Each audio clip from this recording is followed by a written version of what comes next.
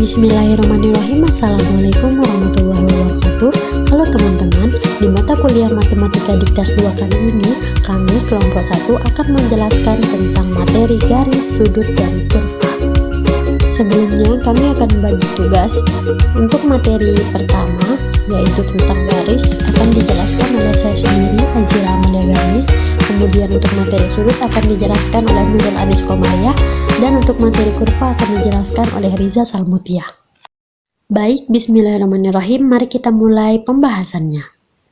Sebelumnya, kenapa sih kita itu harus belajar tentang garis, sudut, dan kurva?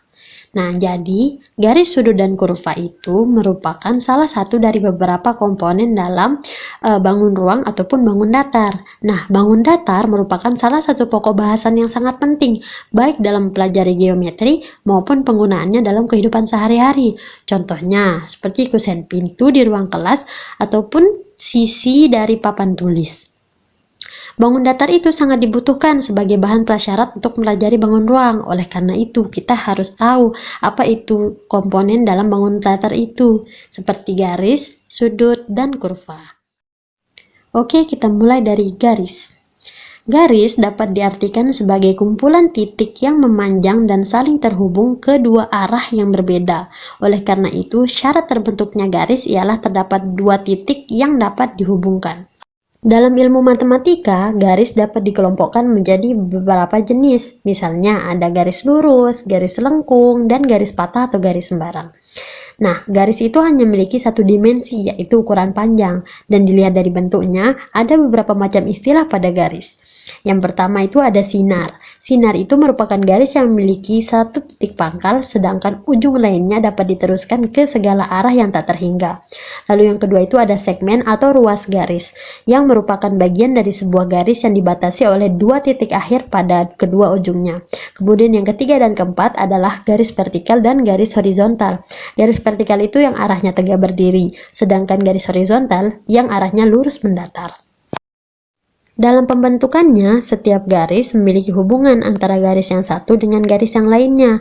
Nah, hubungan antar garis tersebut yang akan membentuk jenis garis baru dan menjadi dasar penamaan pada suatu garis.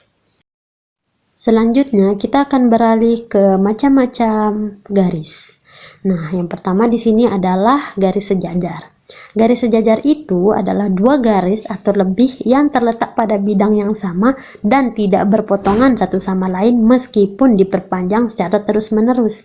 Seperti yang ada pada gambar, garis A sejajar dengan garis B, maka dituliskan seperti yang sudah tertulis dalam video.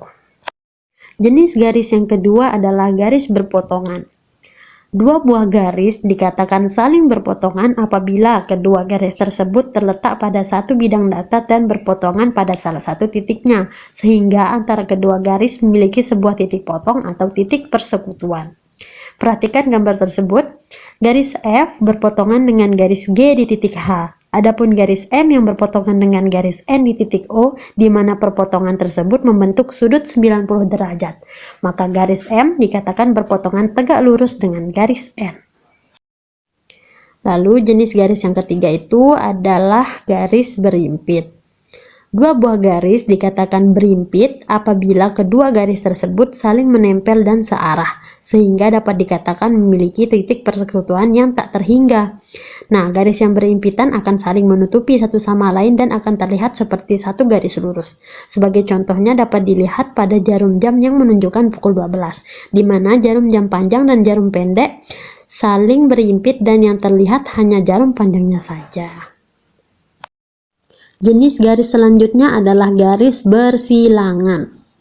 Dua buah garis dikatakan bersilangan apabila garis-garis tersebut tidak terletak pada satu bidang datar dan tidak akan berpotongan apabila diperpanjang. Perhatikan garis AC dan garis HF pada gambar balok ABCD EFGH. Terlihat bahwa kedua garis tersebut tidak terletak pada satu bidang datar. Garis AC terletak pada bidang ABCD, sedangkan garis HF terletak pada bidang EFGH. Apabila kedua garis tersebut diperpanjang, maka kedua garis tidak akan pernah bertemu dan tidak akan pernah berpotongan. Jenis garis yang terakhir adalah garis tegak lurus. Dua buah garis dikatakan tegak lurus apabila memiliki kedudukan secara vertikal horizontal dan bertemu pada salah satu titiknya. Jika suatu garis yang berkedudukan secara vertikal dan horizontal berpotongan akan membentuk garis tegak lurus dengan sudut 90 derajat.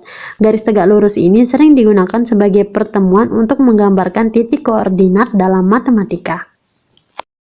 Itu saja untuk materi garis. Selanjutnya untuk materi sudut akan dijelaskan oleh salah satu rekan saya, yaitu Nurul Anis Komariah. Bismillahirrahmanirrahim. Nama saya Nurul Anis Komariah dari kelompok 1 akan menyampaikan materi tentang sudut. Pengertian sudut. Menurut Kamus Besar Bahasa Indonesia, sudut adalah bangun yang dibuat oleh dua garis yang berpotongan di sekitar titik potongnya. Pengertian lainnya, sudut adalah daerah yang dibentuk oleh dua buah ruas garis yang titik pangkalnya sama. Contoh gambar pada jarum jam. Titik potong kedua jarum jam itu kita misalkan sebagai O, maka jarum menit adalah OB dan jarum jam adalah OA. Sehingga garis OA dan garis OB yang berpotongan di titik O itu membentuk sudut AOB. Kaki sudut, titik sudut, dan daerah sudut.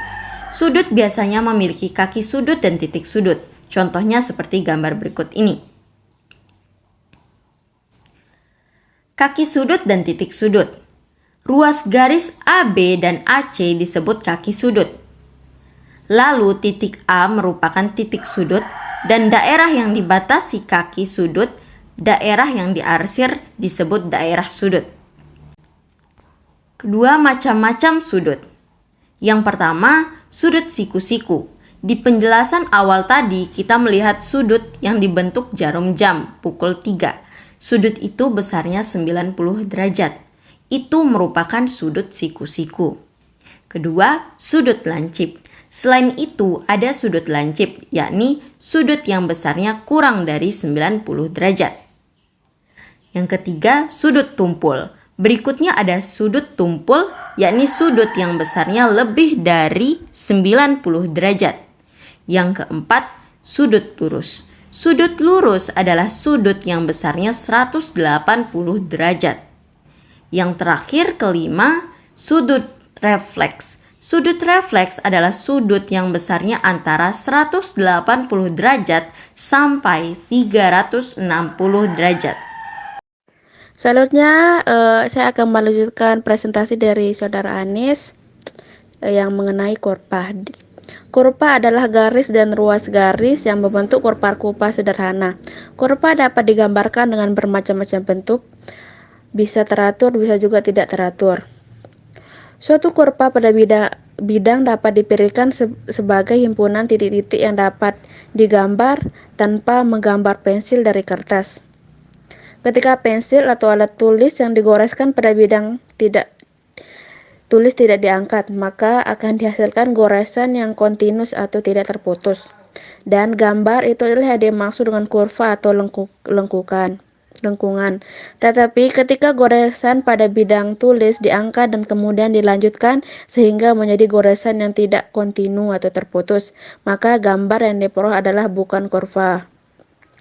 Jenis-jenis kurva atau lengkungan yang terletak pada bidang dapat diklasifikasikan menjadi 4. Pertama, kurva tertutup. Sederhana, yaitu lengkungan atau kurva yang titik ujung dan titik pangkalnya bersekutu atau berhimpit dan tidak memotong diri sendiri atau tidak mempunyai titik potong.